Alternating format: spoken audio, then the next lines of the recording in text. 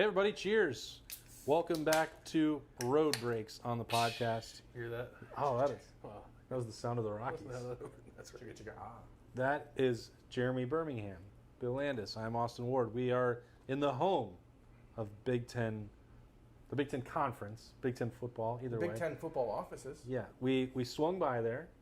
We were in Rosemont, Illinois, most of the way to Evanston, Illinois, for Ohio State at Northwestern, 11 a.m. local time on Saturday. And so it's time for some road breaks, presented again by our friend Card Collector 2. For the second week in a row, we are going to be diving into some 2022 Panini Black trading cards. We didn't do great last week, so we're going to hope for better results. We will be covering that with some Justin Fields, Again. Chicago Bears, all over the billboards here in Chicago, doing well for himself. Selling Dunkin' Donuts? That's right. Yeah. Dunkin' Donuts in Chicago. They go together naturally. When I think of Dunkin', I think of Chicago. Berm and I are working on some Revolution. I'm not. I have Oh, two you're not? brothers, Adam Smasher. Oh, two brothers. Okay. So we've all got something different. Bill is not drinking local. I am not. I got the Elysian Space Dust from nearby Seattle, Washington. Yeah. I have a few lesions on my feet, but that's from just wearing socks that are too thick in the warm weather. Tell us more about your feet. A few Elysians. I'm just kidding. What kind of folks. show is My this? feet are beautiful.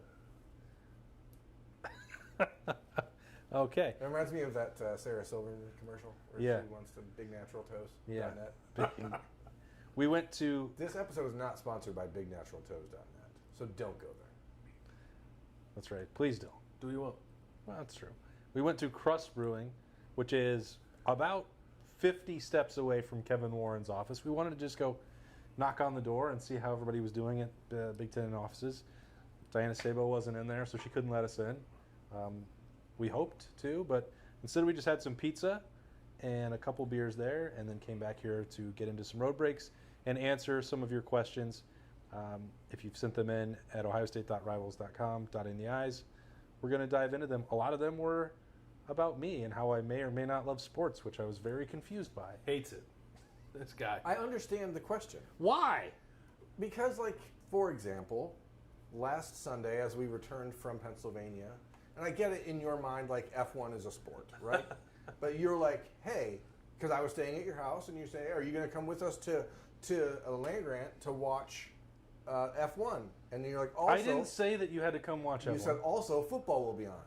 And so to me... That is how you said it. There was a question of what you consider, like, a worthy sport to spend your time watching, because were I in that position, I'd say, hey, Austin, I'm going to watch football later, but if you want to watch F1, I'm sure there's some guy there who will be watching it on his phone.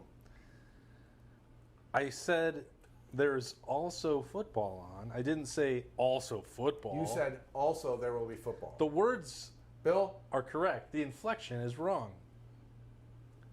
Semantics. point burn.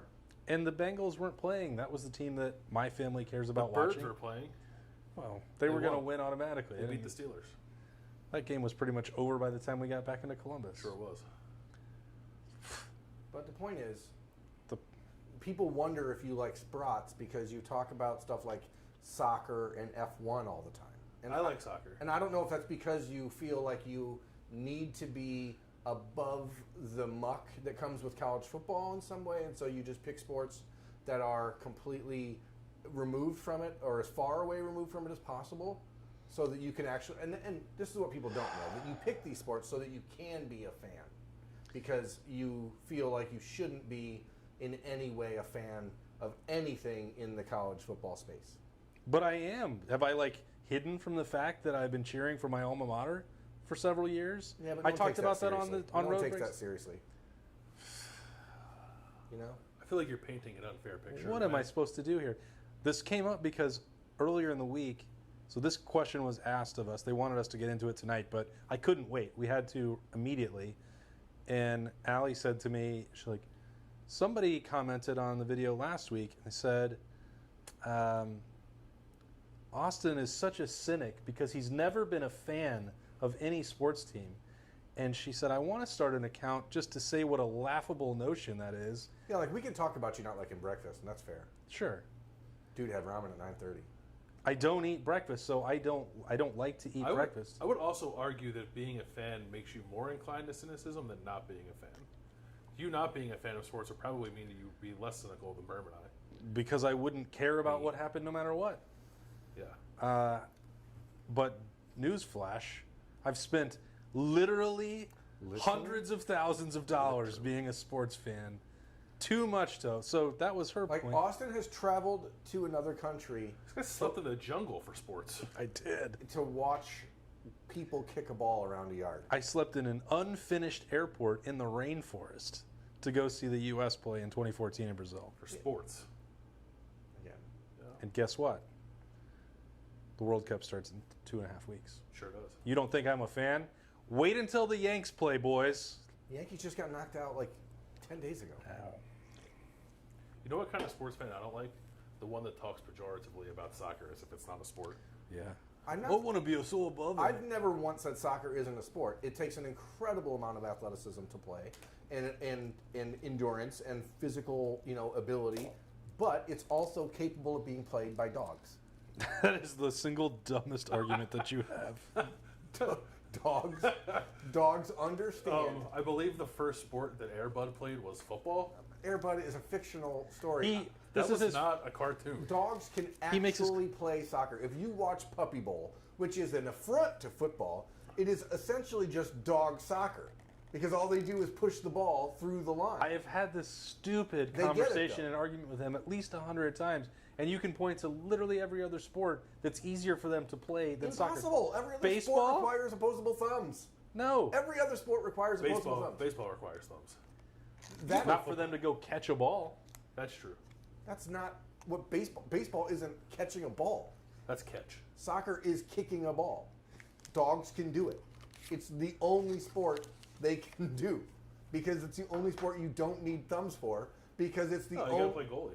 it's the Although I only guess you sport. guys- yeah, you don't need thumbs It's to play the goalie. only sport that you can play with just your feet. What about throw-ins? There are people who can play soccer. There could be people who do not have arms. They can play soccer. Now, I understand from a worldwide perspective, hey, that's pretty cool, right? Like, you don't even need arms to be a soccer great, but dogs can play it. The end. I like it. It's a hot take. Soccer. I enjoy, like, the theory of it. I enjoy watching. I just don't. I like the idea. Because I think it's really, really crazy how they play, like, 48 minutes straight without timeouts. That's awesome.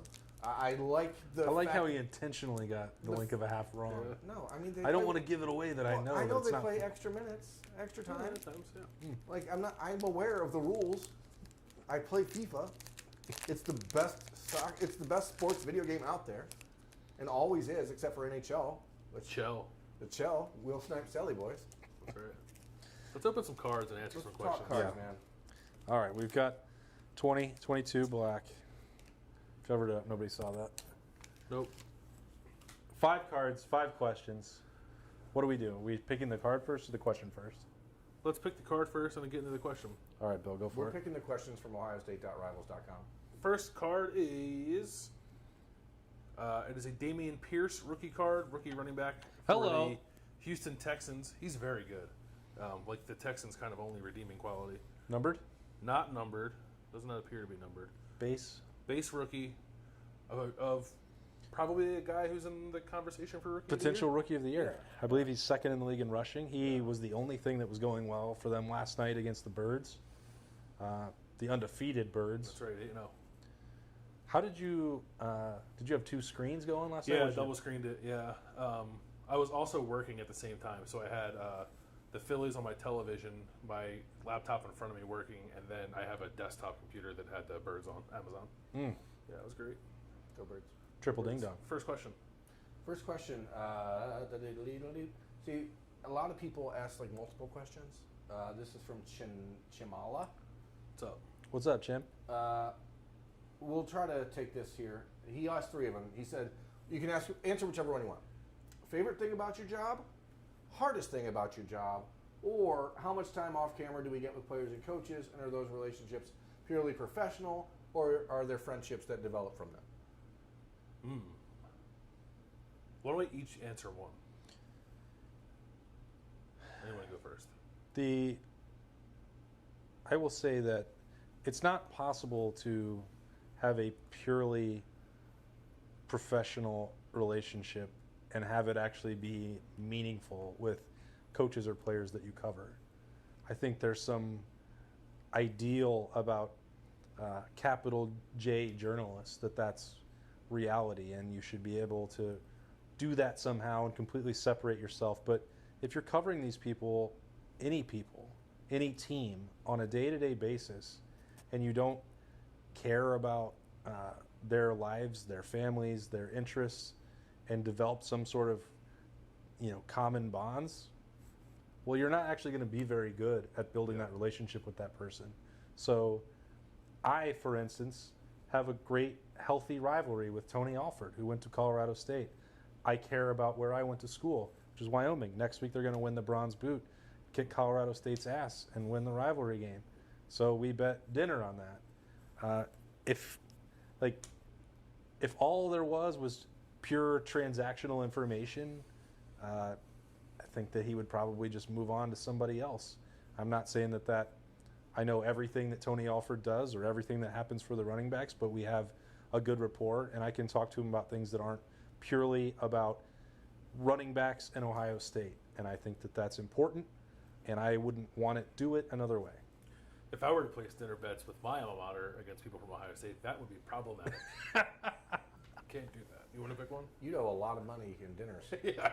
First of all, I'd lose every year.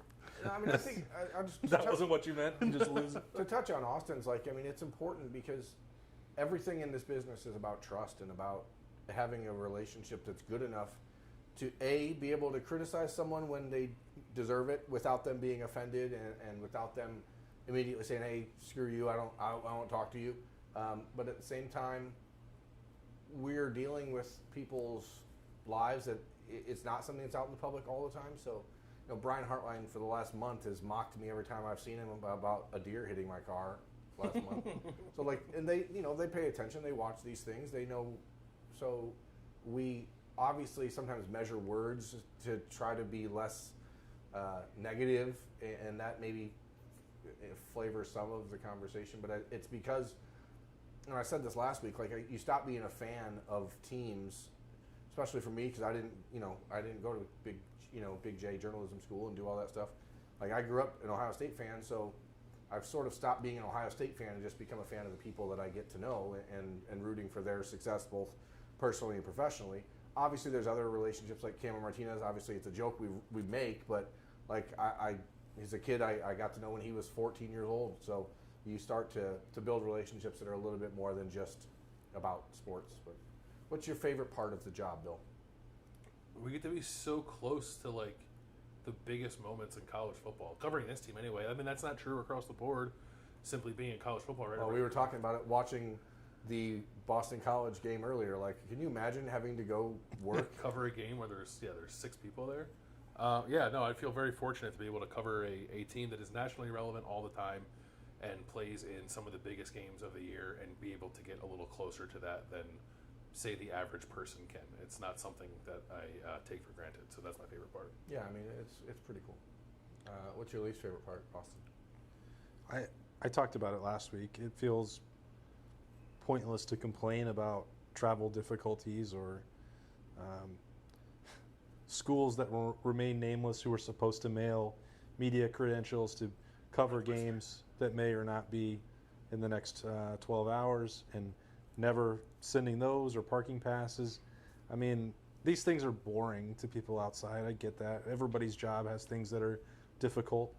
I think that sometimes I know that it seems like there's a lot of glory to getting to go to every Ohio State game. And I think it's amazing that we get to do things that fans would pay, endless amounts of money to do. And I appreciate that greatly.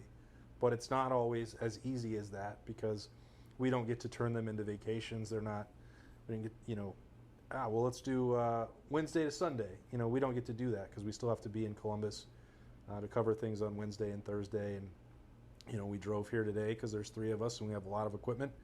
And, again, I'm not making it out to be a complaint.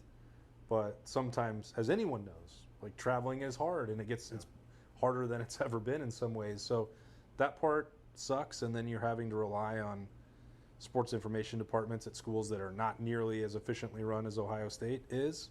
That's happened now for all 3 games that we've covered on the road so far this year.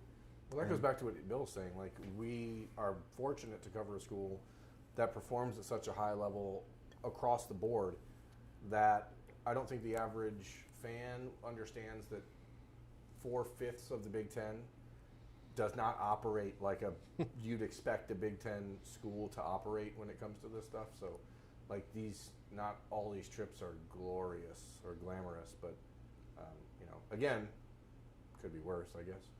Could be worse. Yep.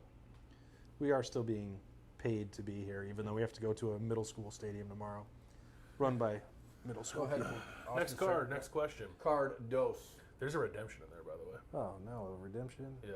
That's unfortunate. Future SHO. What do we got for SHO? Super high output. Super high. Taurus. Oh, I don't know what that is. 2011 Taurus, super high output. It's a Commander.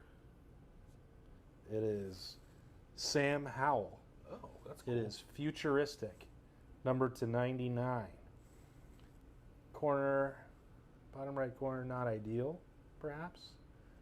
Pretty cool, sort of prism look on top, and then a commander patch, which maybe they'll change the name again after the team is sold. They really should have just stayed with Washington football team. Yeah, that was pretty great. What's the next question, bro? Next question. Washington football team. Let's dive into this one. Again, this is from the OSU fan What up? on What's up? OhioStateRivals.com. Came to hang out at Roosters. You're all welcome to do that. He has a 5-part question. Oh my God. So we're not. We're just gonna take a few of them. What is your normal speed over the speed limit that you drive? 10. 5.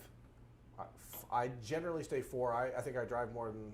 I mean, you drive a lot. I drive a Phil. lot. Nobody drives more than Burr. I drive a lot. I stay 4 miles an hour over on the highway and put it in cruise control and don't even think about it the entire time. Is 10 a lot? I'm always 10. I think that generally speaking, 9 is fine. 10 is a lot. Well, I shouldn't say that. Like, I'm not like buzzing through a 25 like neighborhood at 35 or 40. Highway. But on the highway, if it's 70, I'm going 80. Yeah. If it's 75, I'm going 85. I peeped over a little bit on the interstate getting into Illinois, and you were 15 over the number. Well, I was keeping up with the flow of traffic. What do you want from me? Yeah, Nothing. I'm happy with the time that we made. I'm just saying. There are times where I'll look down like, that's pretty close to 90. I should. Slow it down. Bill with the subtle, like, peeking up underneath, like, holding the wheel like that. How fast am I going? I get it.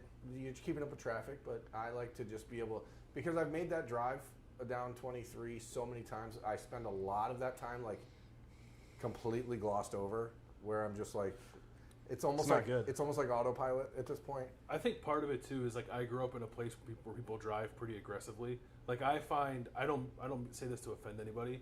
I find drivers in Columbus to drive very slow. Like it frustrates I me completely sometimes. agree. Columbus drivers are, and they're just doing the speed limit, but I find them to be driving slow when they do that.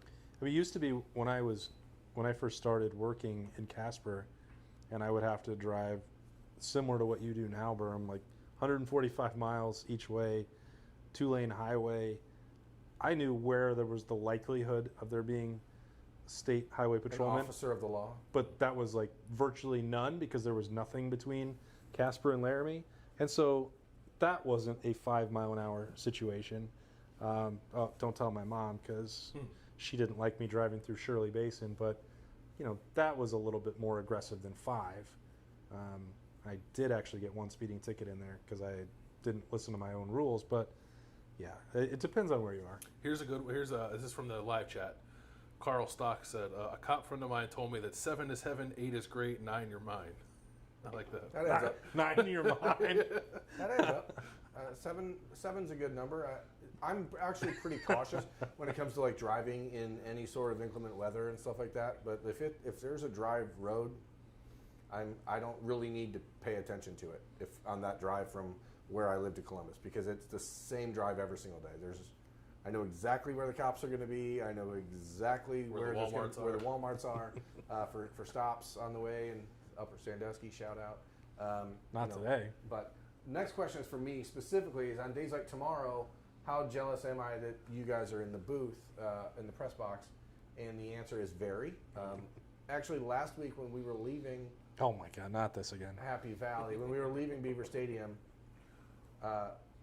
we had like a mile and a half walk to the car, Yeah.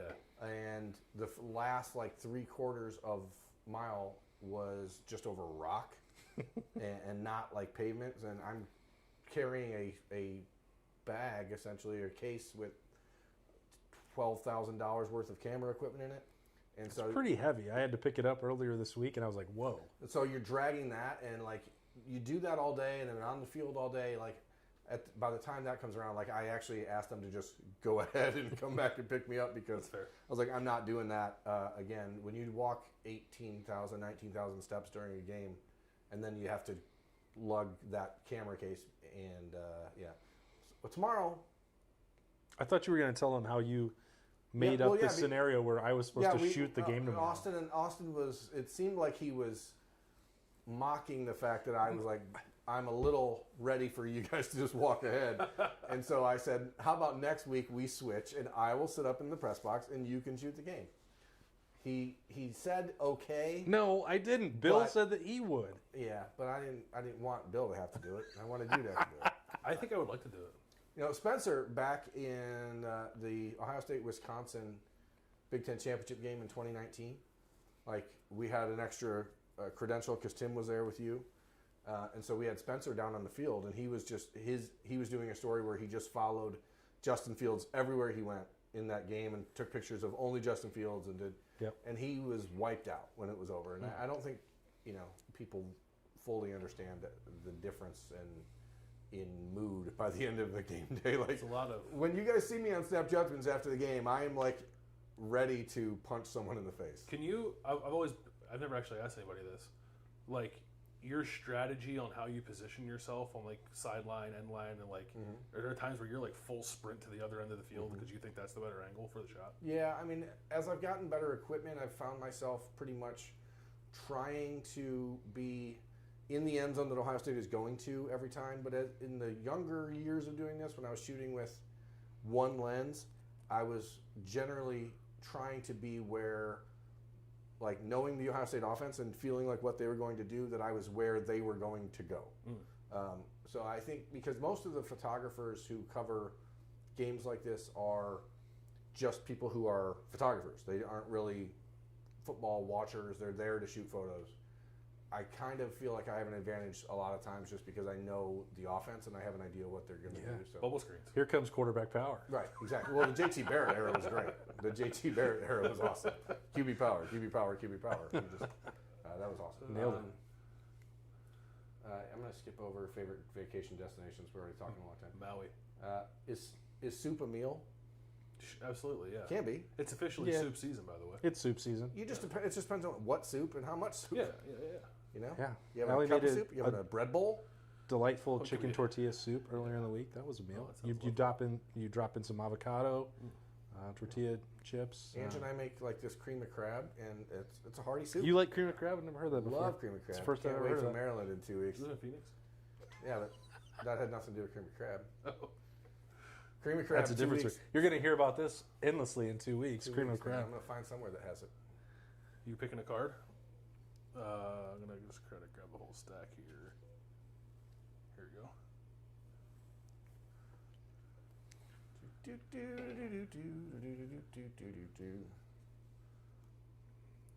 Okay.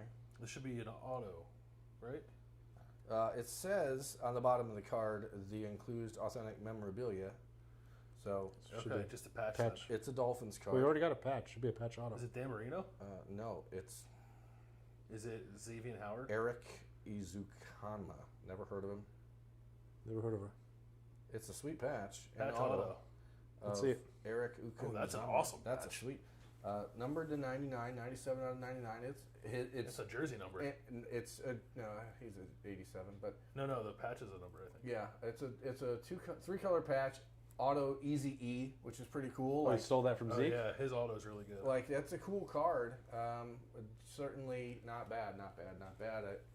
Not the Dolphin you want if you're pulling Wow. cards, but that's a pretty sweet card. The Dolphins have, in my opinion, the best patches in any great sports color card scheme. product. Yeah, as long as you can get a multicolored patch. Yeah. Eric Izukanama. I'm gonna look him up and see where he's from. Very cool. He's from Texas Tech. Oh. He's the third one drafted by the Dolphins since 1989. All right. Zach Thomas. Got it? Who's the other? Jakeem Grant. That's all on the card. Nasty patch. How about that? Yeah. That's Next the only question. reason I knew that. Sweet. Well, I guess our redemption better be good. Buckeye fan forever. Uh-huh. What up? Who was your favorite athlete growing up? Oh man, mine's weird. Let's go. It's John Crook. Oh, weird. Somebody from Philly? Yeah, but it's like he's a pretty nondescript baseball player, I think. Didn't he at one point say he wasn't an athlete? He Does wasn't this an even athlete. count? John Crook, after he had left, I think it was after he had left the Phillies. I could be wrong on this, but his last at bat got a base hit, boosted his average to 300, retired. Quit. I'm out of here. Just an immaculate ending. But he played first base. I played first base. I was not left-handed. He was, but he also kind of looked like my uncle, which I liked as a child. So that was why he was my favorite player. Yeah, not an athlete at all, but a really good hitter. Before I stopped following baseball, which was about 7 or 8 years ago, that was far and away the sport that I was deepest into as a fan. And I guess I burned myself out. Larry. So my favorite player growing up was Larry Wayne Chipper Jones. That sounds the greatest. Like a serial killer's name. If you cannot find me Larry Wayne Jones somewhere in America is a serial killer. He's like the third or fourth best third baseman in the history of the National League East. At least. Yeah. Sure. Check the stats. I have. Check the stats for once. We had this conversation Yeah. in the car last week. And you had to admit that you were wrong. You had a case that maybe Michael Jack Schmidt could hold a candle. Michael Jack Schmidt is better. Is than the Chipper best Jones. third baseman The question of was all whether time. or not Scott Rowland was, and there was some debate there. But it was a much No, more. there wasn't. Yeah, it was much more There was much more a- comparable than I would have anticipated. For me, again, ironically, baseball was. I mean, that was the sport I played most of my life. When I was young, I wore number 44 because Eric Davis, who was my favorite player of all time. And then as I became like only a pitcher, I really, really loved watching two guys, and one of them was Greg Maddux, and the other was Roger Clemens. Very different pitchers. Yeah, but, very similar styles. I wore number 21 partly in homage to Roger Clemens as I went into high school and beyond, and then. But like my family, well, I'll spin off this question. What number did you wear and why in sports? I wore 25 in baseball. I wore 77 in hockey. For Ray Bork? For Paul Coffey. Paul Coffey. Yes. But also Ray Bork. Ray Bork was one of my favorite players, yeah. They were all different. And I wore 68 in football. Yager. Jaromir Jagr, yeah. One of the world's best football players. Nailed it. I was 33. John Crook. That's right. Sure. It wasn't because of that. Fred McGriff? Crack No. dog? Initially, so when I was younger, very young, and basketball was my first love and best sport. Scottie Pips. Wasn't Scottie Pippen either. Wow. Patrick Ewing. I was most influenced by Duke basketball. Oh, Grant Hill. And the player that I emulated initially most was Bobby Hurley, and I wore 11 for like the first 6 or 7 years of sports, and then the choice was between keeping that or switching to 33 and going to Grant Hill. I'm like, you know what? Even though I was a point guard, I was I like, imagine your playing style was probably more Hurley than Hill. it definitely was, but I was like, on the teams that I played on my whole life, I was always the leading scorer, even as the point guard. So I'm like, you know what? I'm going to Grant Hill. And then they hung up my jersey in the rafters at Centennial. So Makes perfect sense to me. And it said golf on it. Yeah. Well, that's the banner that we won at Kelly Walsh. Yeah, That's different. I wore 21 because of Clemens, but like in my family, all my brothers, we always wore the number of the day we were born. So like my brother Bobby was on the 7th. My brother Joey wore number 9. Josh wore 13. But I was born on the 1st, and I have a twin sister, so I wore 21 out of like there were 2 of us on the 1st. You were the second one out? No, I was the 1st. So why didn't you go 11? Because there were 2 of us on the 1st. Get it? Yak Golf, I was the team enforcer. I led the league in penalty minutes several times. He's the only guy in league history who took his skate off. Tried to stab somebody. I can see that. Real snipes. Set a record. So you think we have a redemption here? There's a redemption in there, yeah. Well, let's hope it's a good one. I think it probably is. Should we save it for last and pull the bottom one? Let's save the redemption then. Okay. Justin Fields. Justin Fields. Jay Feasy. Right underneath Justin Fields. This is, I believe, called the lava. At least that's what Topps called it. I don't know for sure if that's what Panini calls it. It's the base. So you got to hope that redemption is pretty good because this. I slap at a boss one. 72 out of 75. I collect Justin Fields stuff. That's exciting. It's a second-year card. If you look at these 4, Bill. Yeah, this redemption should be a banger. Better be something. Otherwise, I don't know what happened. Something went wrong. Question number 4. Okay. I can pull one from the chat. Yeah, pull one from the Chisel chat. So we talked about this. We talked last week a little bit about like favorite games that we've covered, or like favorite games of the era. But worst game we've ever covered. Yeah, there was a question from Eric. What's your least favorite game you've covered? I have an answer. 2016 Ohio State at Maryland. It's not close. That game sucked. Have to go away out there. Was it like 62-3? 62-3. Why am I here? They won 62-3, Bill. Thanks for the question, Bill. You took an early timeout. Here's a funny story. America, well, we're no, don't do it. We're dishing. We're dishing No, tonight. don't We're not do going it. to say Don't where say it comes names. from. I already said the name. You can't go further. Bill. His name's Bill. Okay. So sure. the game ends, right? It's 62-3 final as Ohio State just absolutely lambastes the Terrapins. And we get into tiny media room. We get into the press box or the press closet where they have the post game interview with Urban Meyer. And the first question that he's asked by someone in the Ohio State media room is, "You took a timeout on the first drive. What were you thinking there?" And the response from Urban Meyer was, "We just won 62-3. Thanks for the question." And it's one of those moments that I just think will go down in Ohio State media lore. Yeah. It was amazing. So I used to have to cover some games in, let's say, adverse conditions before getting to the big time. The big time in the Big Ten.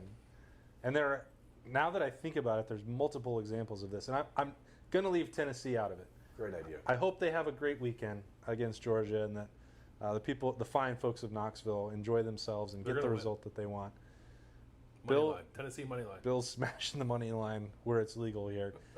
I'm going to leave all those Tennessee games, including their thrilling game against Kentucky when they lost to a wide receiver playing quarterback. I'm going to leave that out. None of that stuff matters. Wyoming had to play a home game against New Mexico in late November in whatever that was, 2007. I like how this is starting. So there is a massive, massive ice storm and blizzard. There's at least 28 inches of snow. Wow. There are probably 5,000 people that somehow made it to this game. Why don't they build a dome there? They should have. Lots of people have talked about it for years, that Coors Light would magically come in and pay for Wyoming to build a dome. Even if it's just like not a fully enclosed dome, just cover the top. Just cover the top. Well, yeah, that would have definitely helped in my situation. So the press box, the Wyoming press box, War Memorial Stadium, is even worse and older, obviously, than Penn State's. And I was one of the youngest people on the beat. My seat was right there next to the photo well goes right out, photo deck is right in front, and there's a door that goes in and out. Well, there's so much snow and ice that this door would not close.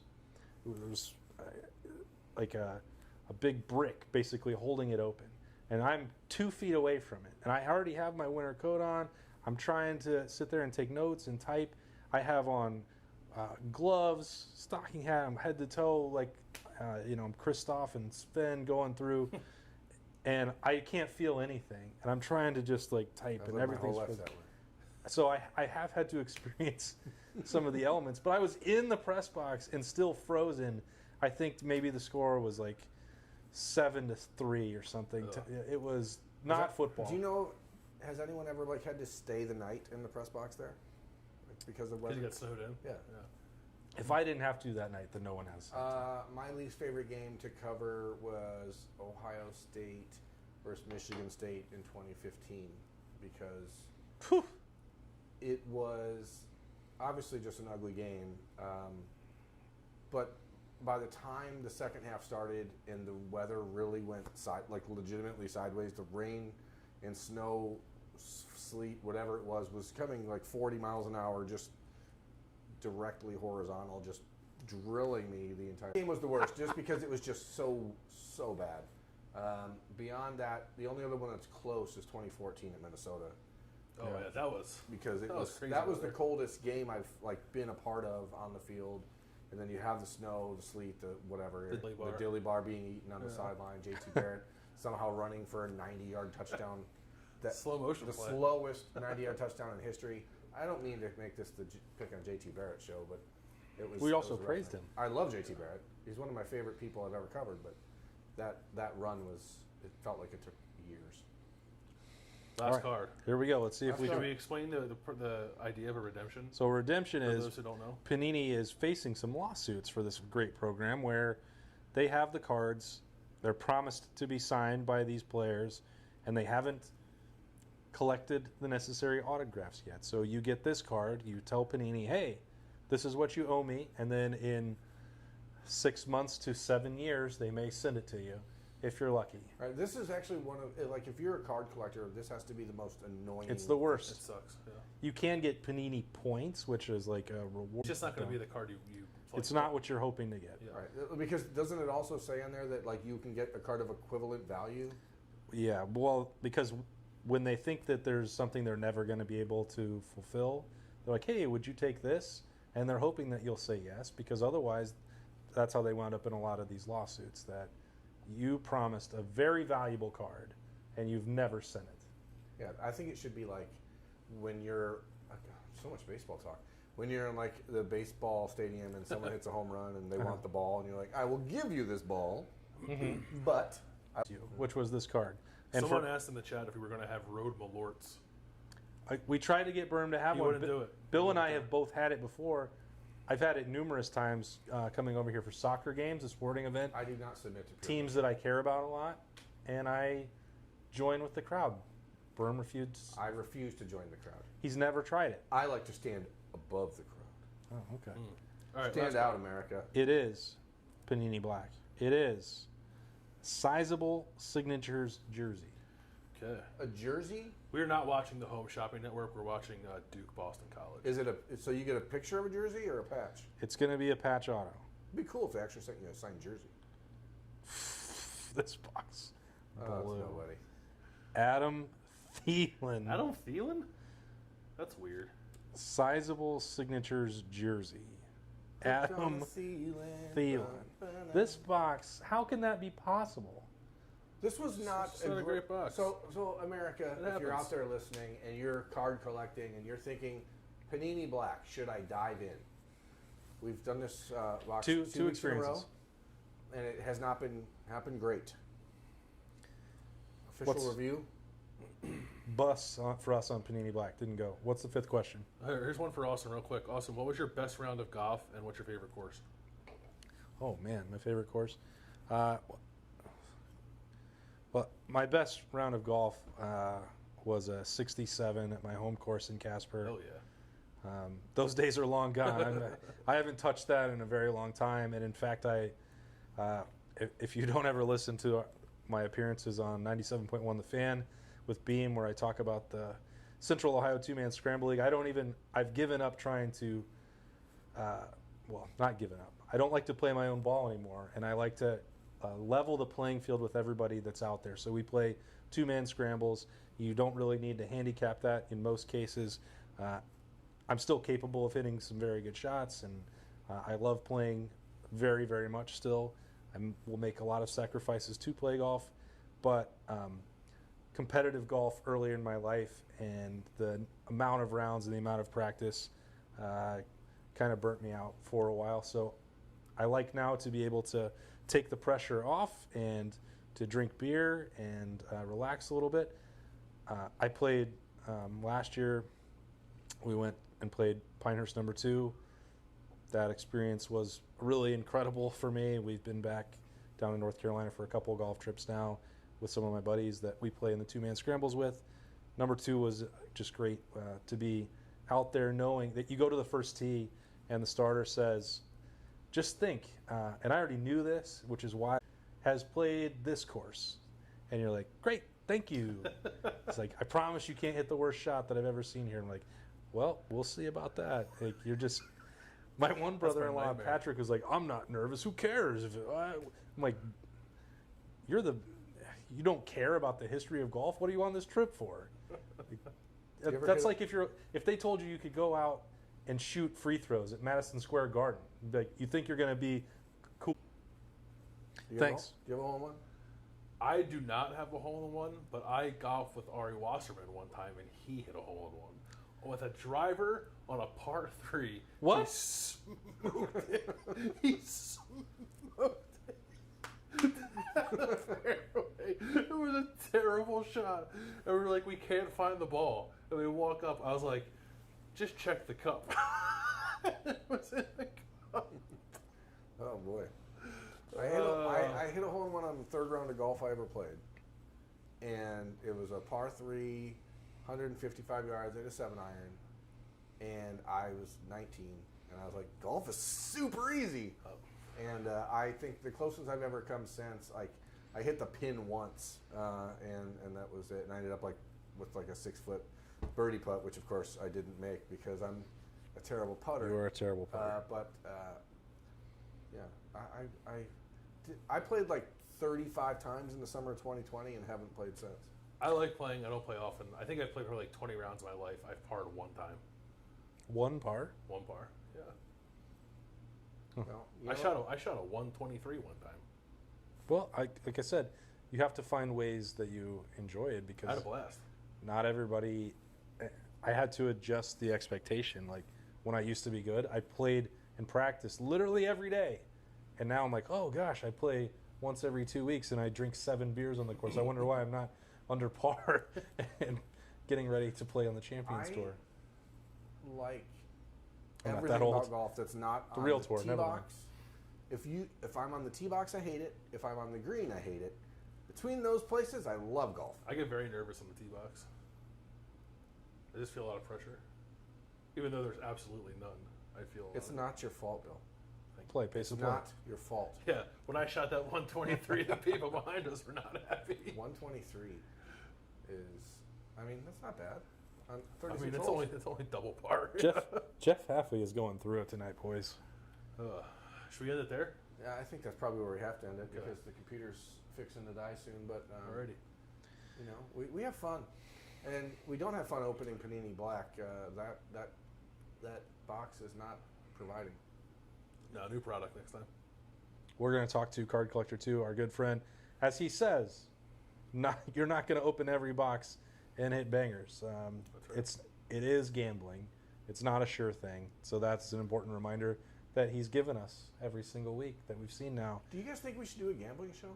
Yeah, I think we will. We're going to work on that. America, what are your thoughts on us doing a gambling show without me because I don't know anything about We're going to teach Berm how to gamble on it, but we've got something we hope to have in the works with gambling coming legally to the state of Ohio. It is already legal here in the state of Illinois, where we are getting ready to cover Ohio State at I'm Northwestern. about to hit this trifecta. Yeah, that's exactly what they call it, right? For horse racing. Uh-huh. That's you nailed it. You're getting so good at this. I'm not because I still need Duke to put up another 10 or He's so. got a parlay, folks, not a trifecta, but it's 3 bets. don't worry about it. We'll be in the stadium bright and early tomorrow. Look for the pregame show about maybe 9 o'clock Eastern time, 8 o'clock local time here. We're going to get set. We'll have the availability report for Ohio State by then. We'll break that down, and then everything else. Snap Judgments, full coverage of everything else at ohiostate.rivals.com, and here on the podcast, on YouTube, and whatever platform you find us on. We appreciate you tolerating us or seeking us out. Either way, that's Sperm, Bill, and I'm Austin. We'll see you tomorrow. Cheers.